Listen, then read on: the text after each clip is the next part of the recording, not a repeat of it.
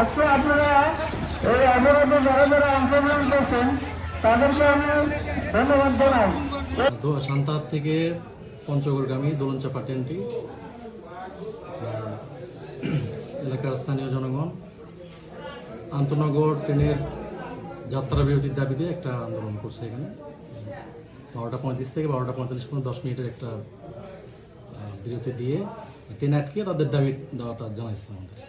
আমি station master হিসেবে আমাদের ঊর্ধ্বতন কর্তৃপক্ষকে জানিয়েছি যে জনগণ এটা চাই। এই এলাকায় কতক্ষণ আটকে 10 মিনিট 12:35 থেকে 12:45। যে এখানে যদি আন্তনগর ট্রেনগুলো থামানো হয় তাহলে এই ব্যবসা প্রতিষ্ঠানগুলো আবারও জাগ্রত হবে এবং বড় বড় ব্যবসায়ীরা এখানে আসবে, এখানের থেকে যেতে পারবে এবং সুগানপুকুর ঐতিহ্যবাহী আবার সেই ঐতিহ্যটা ঘুরে আসবে। আমাদের এইটা এক ধারণা এবং আমি মনে করি যে এইটা একটা বিশাল এলাকা, সেই সারেকান্দি টু মহস্থান, এই সোনাতলা টু আপনার, এটা বিশাল একটা এরিয়া। এই এরিয়ার প্রচুর লোক এখানে ঢাকায় যাতায়াত করে।